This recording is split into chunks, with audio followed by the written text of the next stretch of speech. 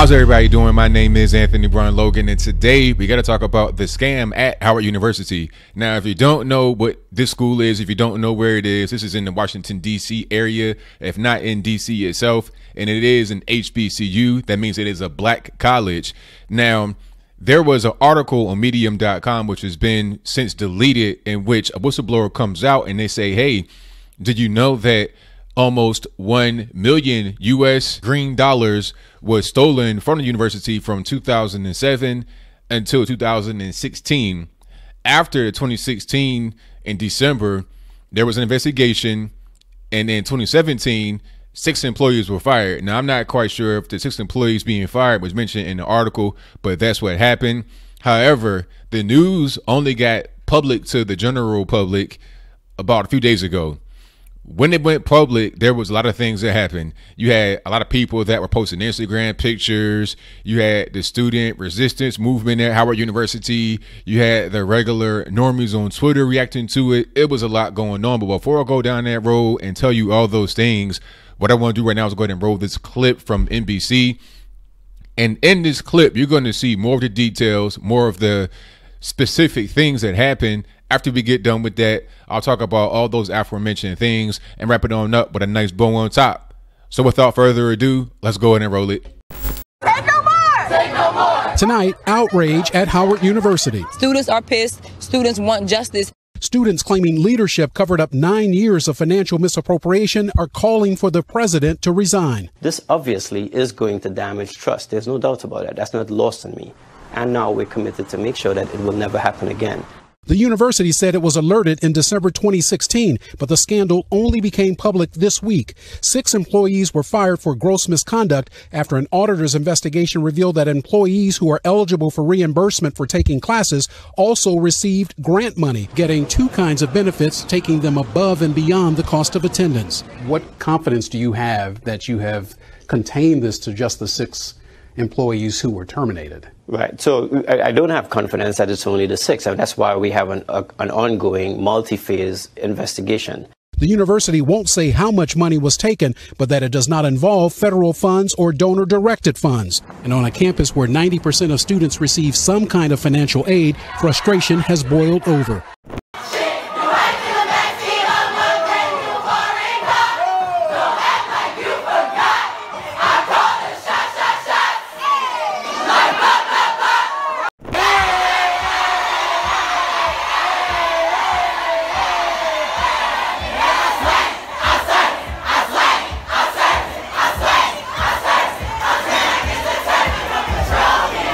Students were literally being told that all the financial aid resources were exhausted. Meanwhile, they're pocketing this money.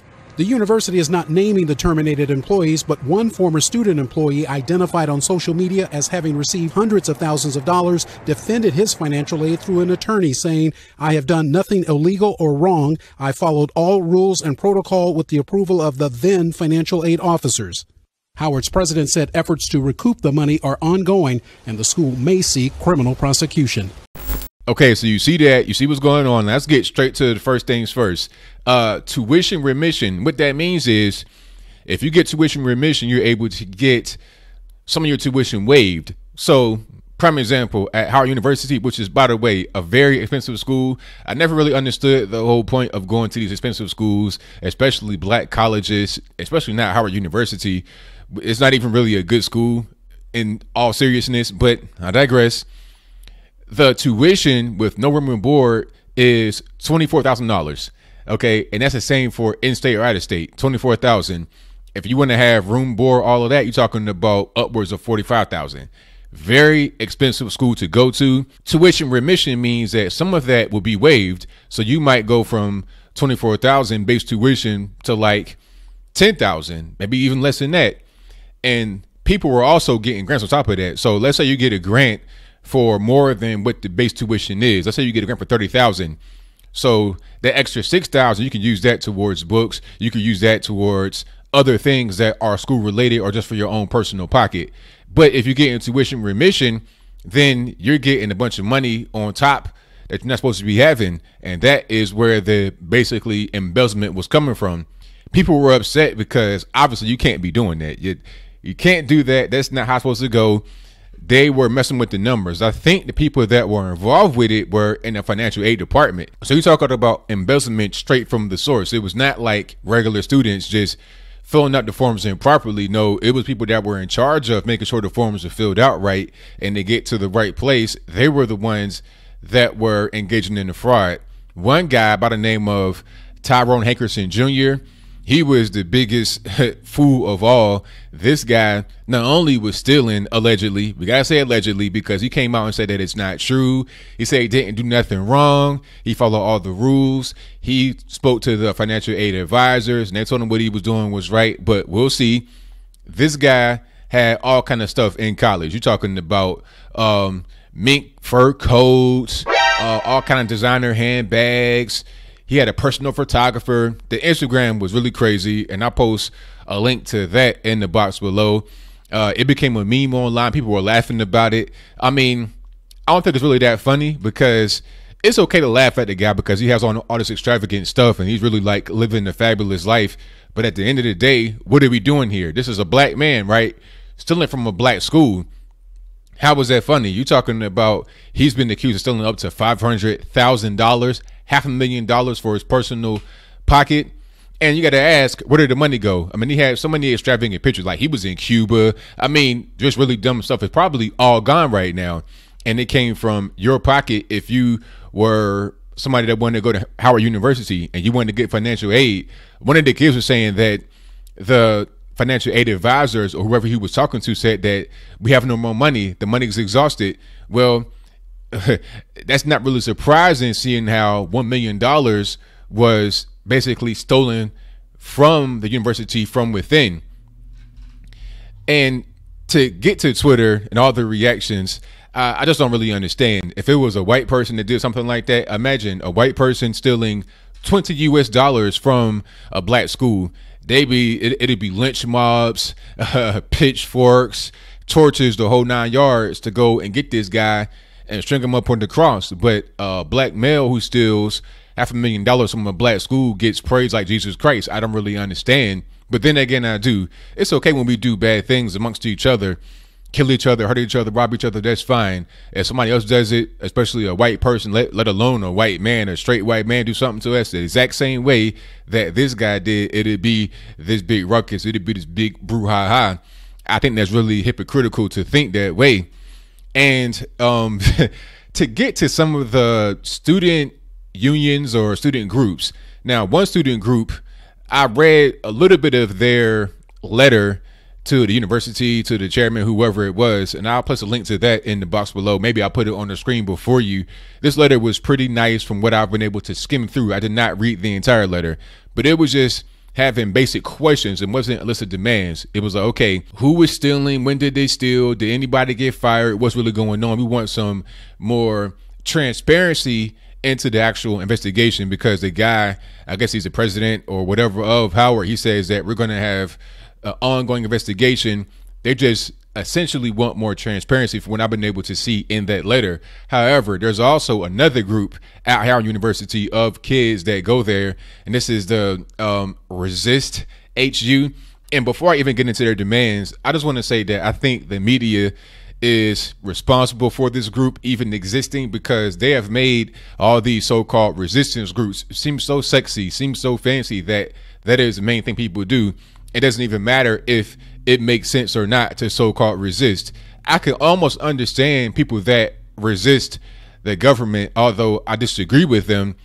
You are in America and your government may become tyrannical. That's why we have the Second Amendment, because you don't want to be overtaken by a tyrannical government. So a resistance may make sense when you're talking about the federal government.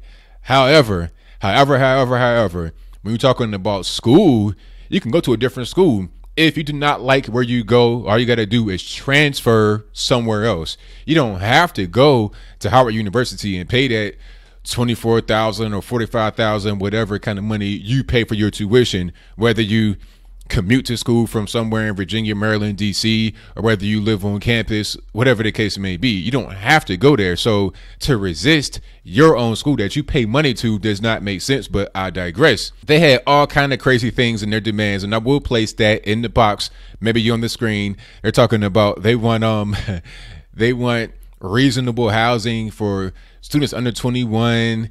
They want to disarm the campus police and replace it with a board of students and teachers. I'm like, what are you talking about? This is like stuff that you would talk about with the federal government, not the school you pay money to go. And furthermore, I never understood the point of paying that much money to go to school anyway. If you have scholarships, something like that, that's different. You're not really paying that money, because at that point, you're not going to become in debt afterwards, nor will you have to work and save money that you would spend on other things like a house or a car to pay for your actual tuition. But to go into debt or anything like that, I just don't get it.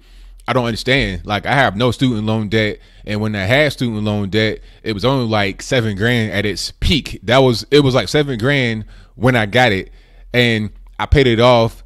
I never missed a payment, not one time in the 10 years I paid it, and the payments are low. It was like $60 a month. You got people that work in the mall paying $800 per month on their student loan. It's ridiculous. And the thing about student loans, as I close here, they are so oppressive because they come from the federal government, which leads me to my next point. In this story, they say that the money was not taken from the federal government. I'm like, okay, where did it come from?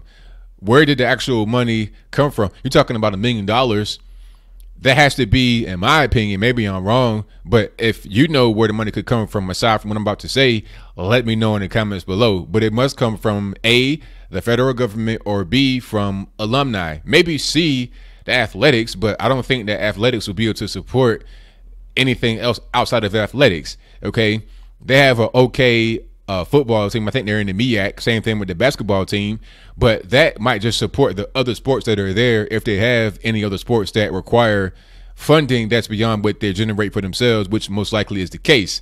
So I don't know where the actual cash is going to come from. Either way, this is not the right way to be. This is a big part of the problem with black universities and the culture that exists among black people. We can steal from each other, rob each other, kill each other. It's fine. Make all kind of excuses. Maybe it's even a joke.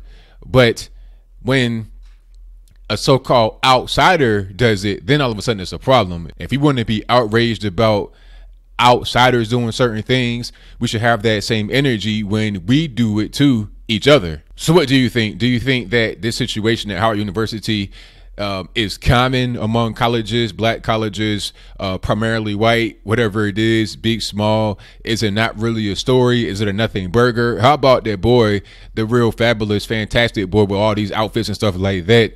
I mean, you got to be kind of a dumb person to do that.